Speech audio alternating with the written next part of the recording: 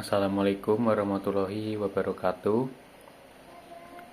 Saya Rangga Cakrawijaya, Prodi Ilmu Hukum dengan NIM terakhir 157 akan melanjutkan materi tentang buku Suhino. Maka yang harus diutamakan adalah individunya. Kepentingan individulah yang pertama-tama harus dipenuhi. Sebab individu inilah yang menciptakan negara. Oleh karena itu, kalau kepentingan individu dipenuhi, ia akan menjadi kuat, dan demikian pula lah keadaan negara yang diciptakannya. Negara diciptakan dimaksudkan untuk memenuhi kebutuhan-kebutuhannya. Dari negara hanyalah merupakan alat saja untuk dapat melangsungkan hidupnya. Dalam hal ini menurut Epikurus, negara itu mungkin dibuat oleh manusia dengan secara disengaja, atau mungkin hanya secara kebetulan saja. Tetapi bagaimanapun juga, negara itu mesti untuk kepentingan manusia, dan tugas negara hanyalah melayani manusia. Jadi pada hakikatnya negara adalah merupakan alat bagi manusia untuk memenuhi kebutuhannya. Sedangkan tujuan negara adalah menyelenggarakan ketertiban dan keamanan, dan untuk terselenggaranya ini orang harus menduduki diri kepada pemerintah sebagaimana bentuk dan sifatnya.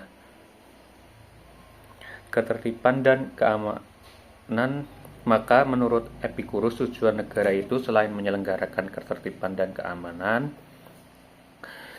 yang penting adalah menyelenggarakan kepentingan perseorangan. Jadi berarti penyelenggara dengan keenakan pribadi itu bukanlah keenakan yang bersifat materialistis.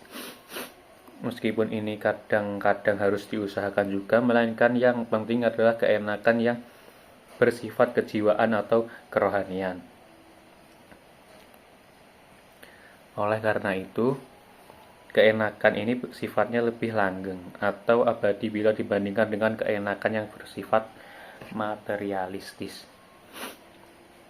Dengan demikian, kalau Plato telah berusaha memperbaiki kecenderungan hati yang di dalam negara dengan melalui jalan dialektikalnya, dan pula Aristoteles hendak mempertahankan keadaan itu dan hendak memperbaiki dengan pengetahuan kenyataan yang sebenarnya, itu dengan ajaran filsafat ontologinya. Sedangkan Epikurus dengan sikap pikirannya yang tak acuh karena terpaksa memberikan penyesuaian pikirannya yang tidak acuh karena terpaksa memberikan pikiran dan pertolongan kepada keadaan yang bobrok, tanpa harapan, tanpa usaha untuk menyelamatkan diri dari keadaan-keadaan itu. Oleh karena itu, ajaran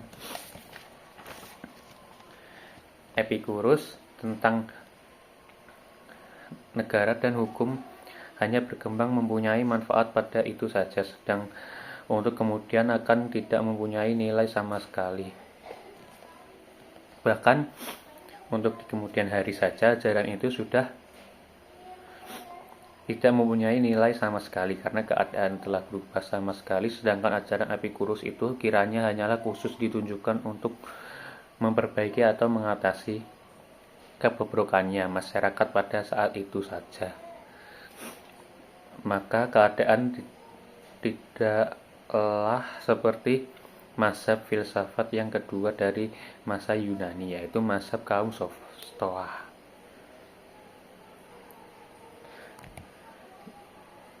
Zeno, mazhab filsafat yang kedua dari zaman Yunani sebelum negara itu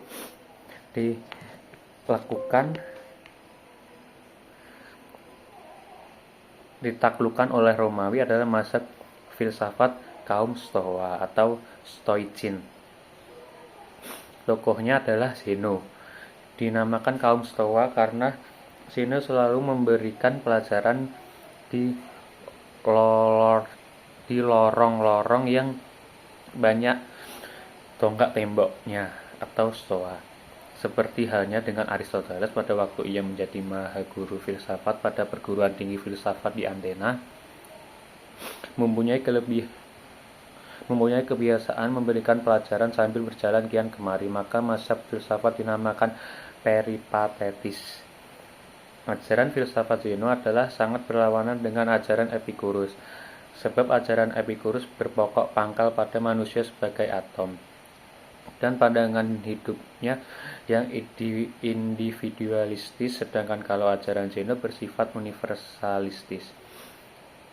Dan universalismenya itu tidak hanya meliputi bangsa Yunani saja, seperti ajaran dalam filsafatnya Aristoteles, tapi meliputi seluruh manusia dan bersifat kejiwaan, seluruh kemanusiaan. Oleh karena itu, tancaplah perbedaan antara orang Yunani dengan orang biadab, antara orang yang merdeka dengan budak, dan kemudian timbullah moral yang memungkinkan terbentuknya kerajaan dunia, di mana setiap orang mempunyai kedudukan yang sama sebagai warga dunia. Karena itu, oleh kaum Stoa, orang-orang yang hidup di dalam masyarakat digambarkan sebagai kaum kesatuan yang bersifat abstrak. Maka inilah yang memungkinkan terciptanya persatuan umat manusia itu. Hukum yang berlaku adalah hukum alam. Hukum ini sifatnya adalah abadi dan tidak berubah-ubah. Di antara hukum alam ini adalah akal kita yang memungkinkan kita dapat mengetahui segala hal. Dan inilah yang memberikan kemungkinan kepada manusia untuk membentuk negara dunia.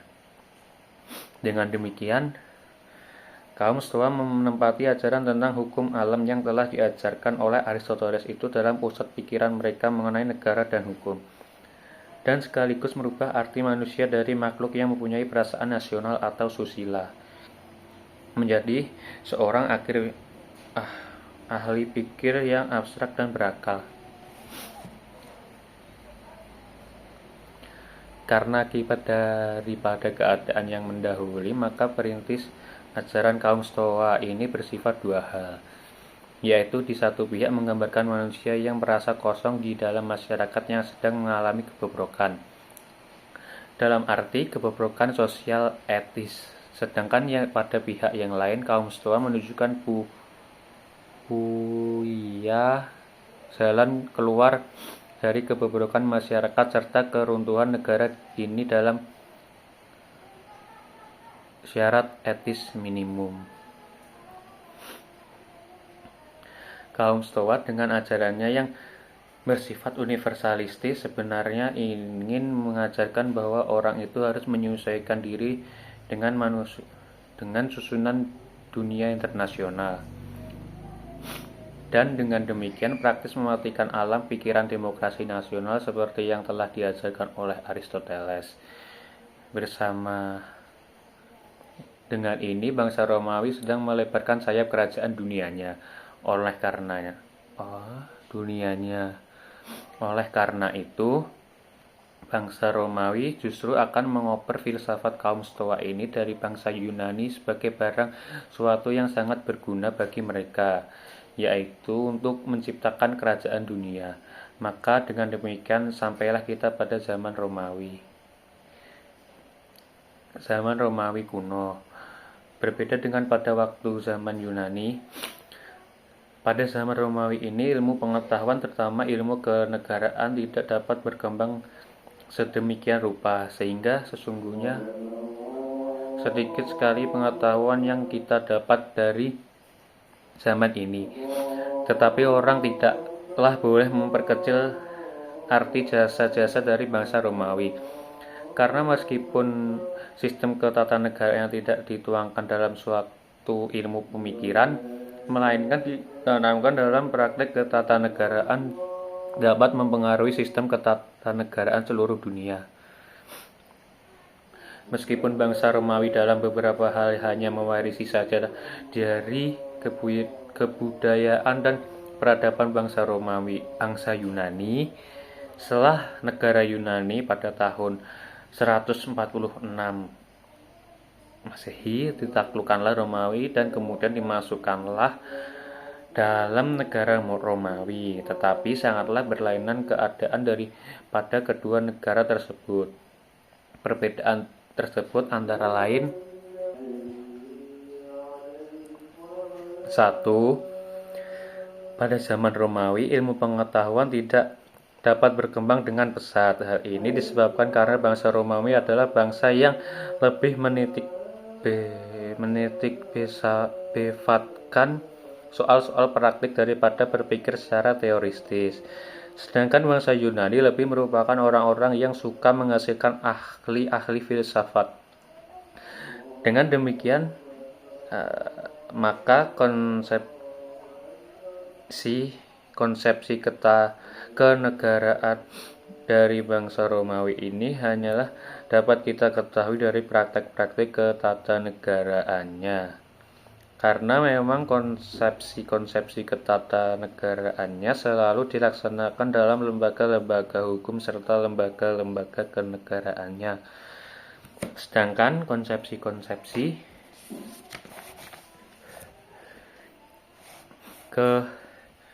kenegaraan dari bangsa Yunani adalah dibukukan dan dari sinilah kita dapat mengetahuinya. Kerajaan Romawi itu dimulai dari keadaan yang terpecah belah, tetapi yang kemudian setelah melalui peperangan keadaan di Romawi mengalami perubahan. Perubahan mana yang penting adalah perubahan dari negara yang bersifat polis atau negara kota, city state. Romawi menjadi suatu imperium, kerajaan dunia, yang dapat mempersatukan seluruh daerah peradaban dalam satu kerajaan.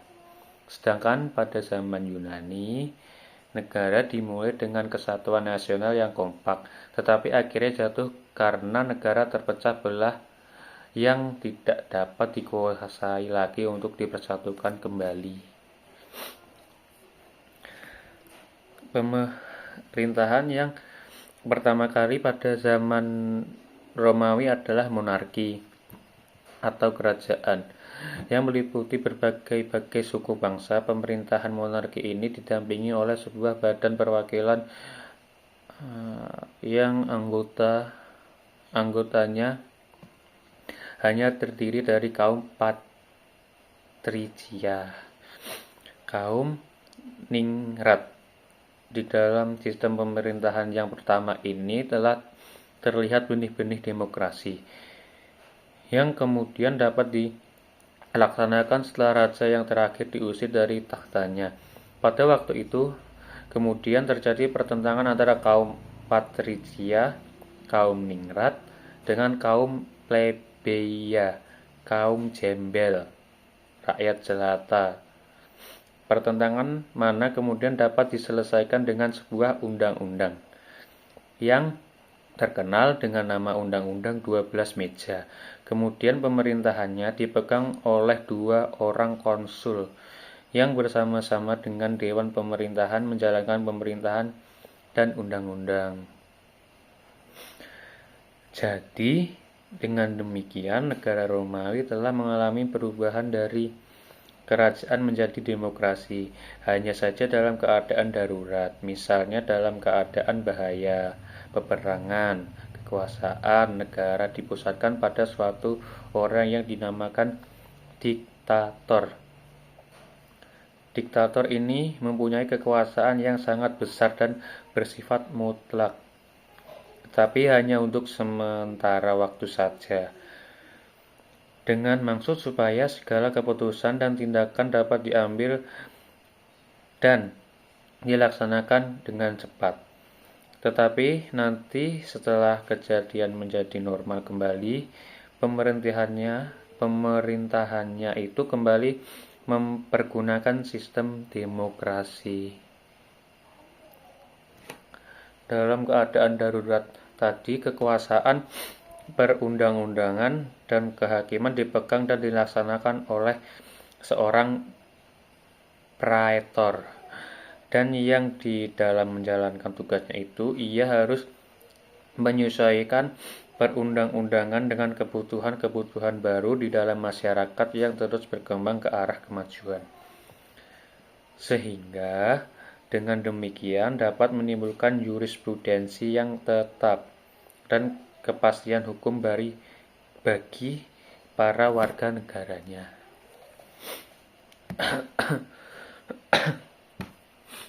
Di atas telah dikatakan bahwa Romawi dapat mencapai puncak perkembangan sistem ketatanegaraannya menjadi suatu imperium, kerajaan dunia.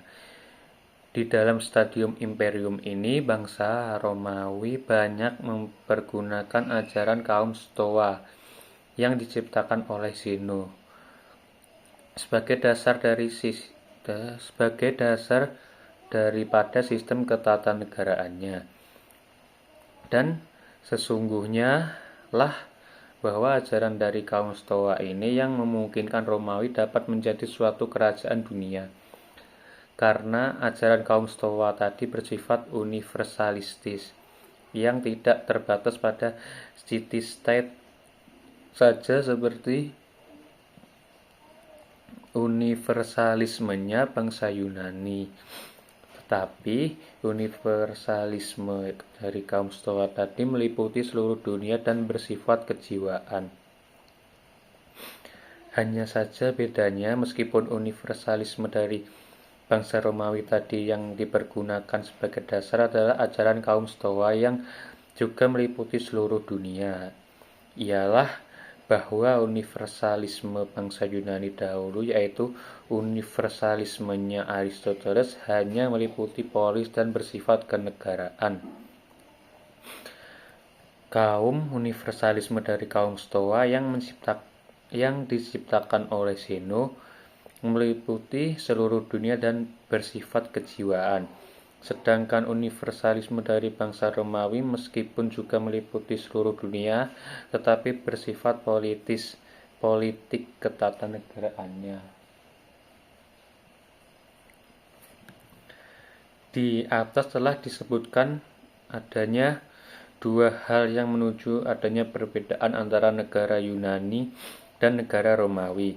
Tetapi di samping itu sesungguhnya masih didapatkan perbedaan-perbedaan lain yang lebih bersifat prinsipial, yaitu bahwa pada zaman Yunani orang atau warga negara itu merupakan bagian dari negara, sehingga dengan demikian warga negara tidak mempunyai hak apapun dan tidak dapat mengajukan gugatan-gugatan terhadap negara. Sedangkan pada zaman Romawi, orang atau warga negara itu dipisahkan dari negara, yang keadaannya masing-masing diatur oleh hukum yang berlainan. Hubungan antara warga negara yang satu dengan yang lain diatur oleh hukum privaat perdata, sehingga mereka merasakan adanya kepastian hukum. Karena persengketaan antara mereka akan diadili berdasarkan imbangan yang objektif. Sedangkan hubungan-hubungan yang menyangkut negara diatur oleh hukum publik. Jadi dengan demikian baik individu atau warga negara maupun negara masing-masing mempunyai hak-hak sendiri. Bangunan hukum dari bangsa Romawi yang didasarkan atas perbedaan antara hukum privat, hukum perdata, dengan hukum publik. Ini semata-mata adalah hasil dari pikiran yuridis yang menyebabkan negara Romawi menjadi negara yang termasyhur. Selain daripada itu, kalau bangsa Yunani dahulu masih selalu mencampur adukan, dalam arti belum memisahkan antara hukum dengan kesusilaan, sehingga sifat kaku, lagi pula belum memisahkan antara pengertian negara dengan pengertian masyarakat. Sedangkan kalau bangsa Romawi telah melahirkan cara berpikir yang bersifat yuridis murni dan praktis, dengan kesusilaan dipisahkan benar-benar juga antara negara dengan masyarakat. Negara dipandang sebagai bentuk pengertian yang abstrak yang dapat dibedakan dengan masyarakat. Prinsip atau azas yang diciptakan oleh bangsa Romawi sehingga dapat membentuk imperium, kerajaan dunia, ialah suatu sistem atau cara yang dengan itu golongan kecil, minoritas, dapat menguasai golongan besar mayoritas yang terdiri dari bangsa-bangsa asing. Yang penting lagi yang ada pada waktu itu belum ada, ialah sistem bagaimanakah yang dengan sistem itu dapat mempertahankan kekuasaan untuk selama-lamanya, dan bagaimana negara harus mempertahankan diri dari bahaya-bahaya yang mengancam, yang bahaya itu dapat menimbulkan perpecahan di dalam negara yang dapat membawa kehancuran.